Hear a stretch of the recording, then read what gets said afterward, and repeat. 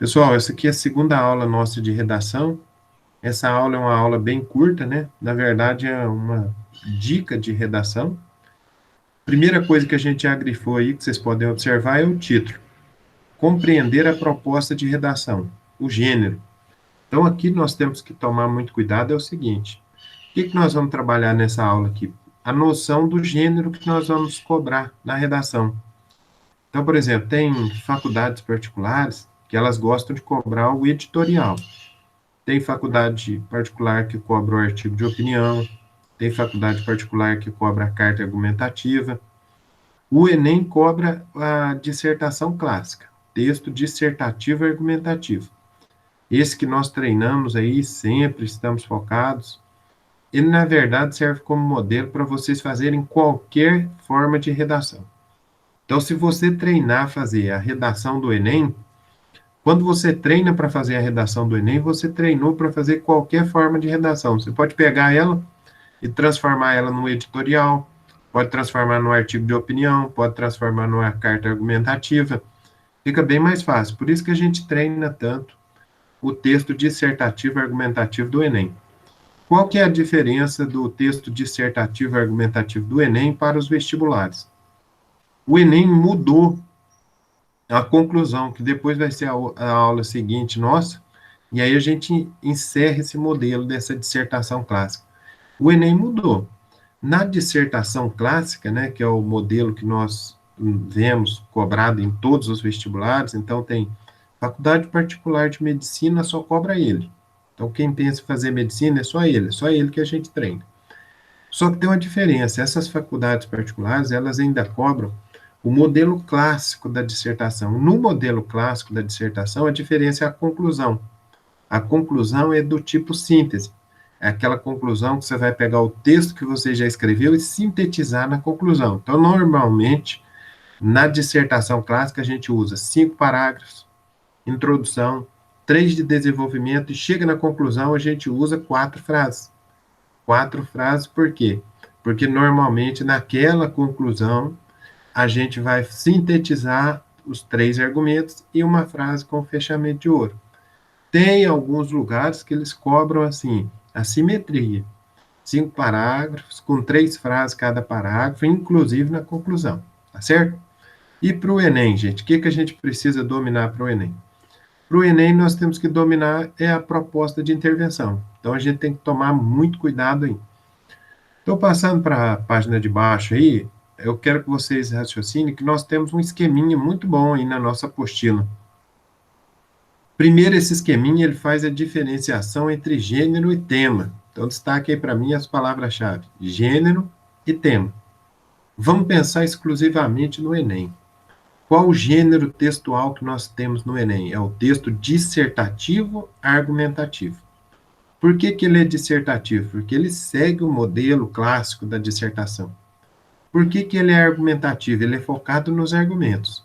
E no caso do Enem, o que é muito importante? A conclusão. A conclusão ela tem uma variação em relação às conclusões clássicas que nós trabalhamos. Aí no nosso esquema, eu quero que vocês destaquem a primeira coisa que se cobra do aluno quando ele vai fazer uma prova de redação é a adequação à proposta. Então, lá no Enem, você chegou lá no Enem, sabe muito bem, tem uma página inteira da redação para a gente trabalhar. Primeira coisa que você vai fazer é ler. Ler o tema proposto. Aquele tema proposto, você tem que tomar muito cuidado, você tem que trabalhar de maneira que você adeque todo o seu conhecimento da redação àquele tema proposto. Por isso que nós treinamos o modelo. Lembra que na primeira aula nossa aqui no terceiro ano, eu já trabalhei com vocês o esquema da redação nota 1000 no Enem. Então, o que a gente tem na introdução, o que a gente tem no desenvolvimento, o que a gente tem no desenvolvimento 2 e na conclusão. O domínio do esquema, né, o domínio do esqueleto da redação nota 1000, ajuda muito até nesse aspecto aqui, que é da adequação da proposta. Porque a tua preocupação ali vai ser entender qual foi o tema proposto. Então, a gente está sempre trabalhando aí também um simulado, eu falo para vocês, você mesmo fazer simulados relacionados aos temas que o Enem já cobrou. Então, pega aí os temas dos outros anos que o Enem já cobrou e faça simulado. Porque a adequação à proposta, nós trabalhamos com esses dois aspectos que estão aí na nossa apostila, que eu quero que vocês grifem aí. Palavra-chave, tema. Todo ano tem um tema, a gente lê aquele tema, destaca as palavras-chave, raciocina o que aquele tema está cobrando, e todo ano é cobrado o mesmo gênero textual, que é o texto dissertativo e argumentativo. Esse nós já dominamos muito, tá certo, gente? Vamos para o segundo momento nosso aí, que é o seguinte. A dissertação, como qualquer gênero textual, tem algumas características essenciais. Então, nós vamos destacar aqui as características essenciais da dissertação. Primeira característica essencial que eu quero que vocês grifem aí, ó, destaquem comigo, é a predominância de elementos abstratos, temas, conceitos, generalizações. Vamos lembrar que a gente já estudou o que são textos temáticos e o que são textos figurativos. Existia uma classificação muito clássica, né, dos gêneros textuais, que era o seguinte: dividia-se os gêneros textuais num tríplice aspecto, né, numa tripartição. A gente tinha a narração, a dissertação e a descrição. E aí surgiu uma nova classificação. Nessa nova classificação, nós falamos em textos temáticos e textos figurativos. A narração e a descrição são textos figurativos, textos centrados na figura, em palavras concretas. A dissertação é um texto temático. É um texto que, como a primeira característica diz aqui, ela está sentada no tema, nos conceitos, na generalização. Por isso que no Enem, a competência 3 do Enem avalia exatamente isso, 200 pontos para analisar se você consegue apresentar conceitos abstratos, e aí nós falamos dos argumentos, argumento de autoridade, argumento de prova concreta, argumento literário, histórico, filosófico, tá certo? Passando para baixo aí, pessoal, vamos trabalhar um pouquinho o aspecto dos efeitos de sentido. Quando nós escrevemos uma frase, isso é muito importante que vocês entendam, essa frase que nós escrevemos num texto, ela pode ter dois efeitos. Nós vamos trabalhar com dois efeitos. Primeiro efeito que eu quero que vocês destaquem é o efeito de objetividade. Segundo efeito é o efeito de subjetividade. Vamos lembrar também que nós podemos pensar que a redação de maneira prática, que é como escrever a nossa redação, mas existe também no Enem, nos vestibulares, as questões de teoria da redação. Então, se nós estivéssemos trabalhando aqui a teoria da redação, o que normalmente o Enem e os vestibulares fazem? Eles recortam um trecho de texto e aí pede para você analisar ali qual o efeito de sentido presente nesse texto. Se for objetividade, vocês vão grifar aí para mim. Quando o texto ele tem como efeito a objetividade, primeira coisa que a gente destaca nele é o uso da terceira pessoa. Então, o uso da terceira pessoa, porque o uso da terceira pessoa demonstra uma certa objetividade no aspecto de que a pessoa que escreve em terceira pessoa, ela está deixando evidente que o importante ali é a informação, e não a opinião dela. Então, no quesito uso da terceira pessoa, nós conseguimos fazer essa diferenciação entre informação e opinião. Na sequência aí, destaque para mim aí a impressão de distanciamento.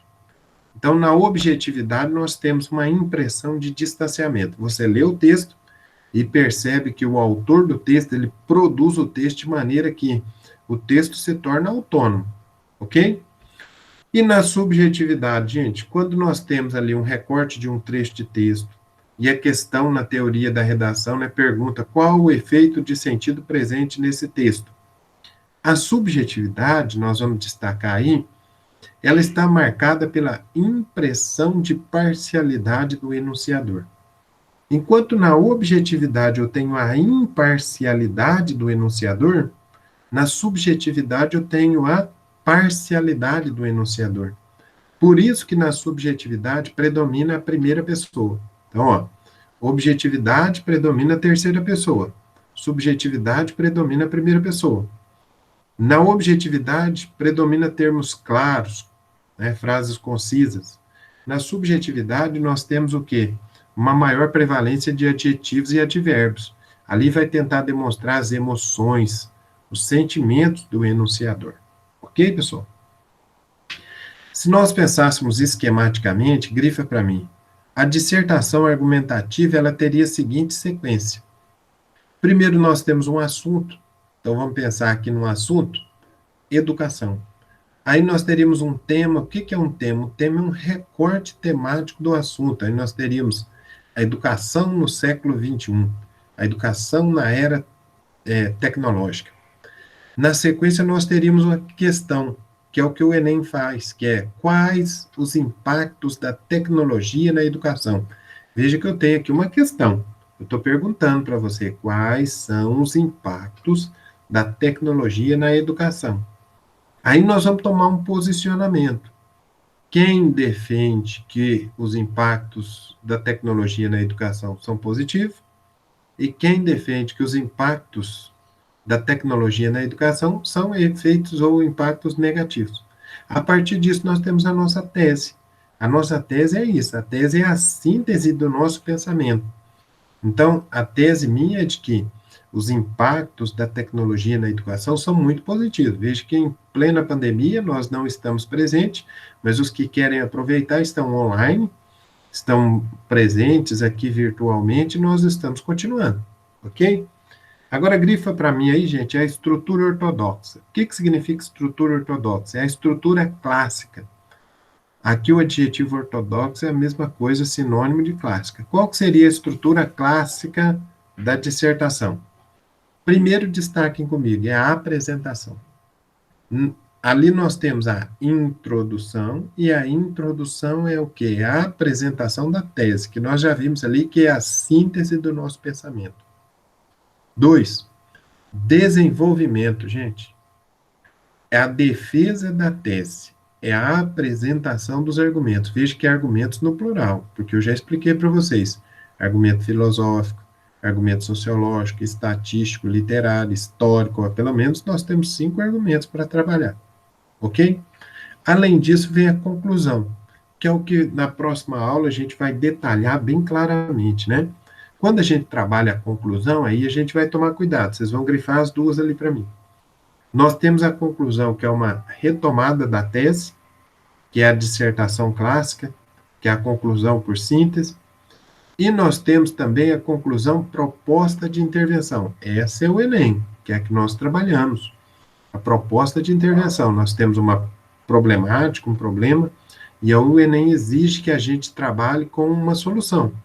Por isso que na redação, no Enem, a gente está construindo a nossa ideia em cima de, lá no final, ter uma solução inteligente, plausível para aquele problema que foi colocado. Tá joia? Pessoal, então, nesses aspectos aí, eu quero que vocês prestem bastante atenção em tudo isso que eu falei.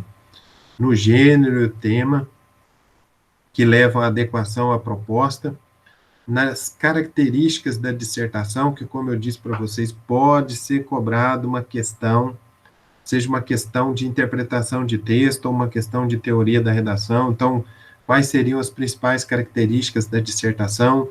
Que é a predominância de elementos abstratos, temas, conceitos, generalizações. Efeito de sentido, quais são os efeitos de sentido que nós temos? O objetivo, que é o uso da terceira pessoa, da impressão de distanciamento. O subjetivo, que é a impressão de parcialidade do enunciador. Quando nós pensamos esquematicamente numa dissertação, o que nós pensamos? Primeiro tem um assunto, depois tem o tema, que é mais restrito, depois a questão, que é o tema problematizado, transformado em problema, em questão. Depois nós temos na sequência ali o posicionamento, que é a tomada de posição, e nós temos a tese, que é a síntese dessa posição que nós tomamos. E aí na estrutura ortodoxa, o que nós temos? Os elementos da dissertação. Então nós temos a introdução, que é a apresentação da tese, o desenvolvimento, que é a defesa da tese, a apresentação de argumentos, a conclusão, que é a retomada da tese ou proposta de intervenção. Lembra que tudo isso tanto facilita para vocês na hora de produzir a redação, seja para o Enem ou para os vestibulares, mas também na hora de responder questões teóricas, que cobram, né,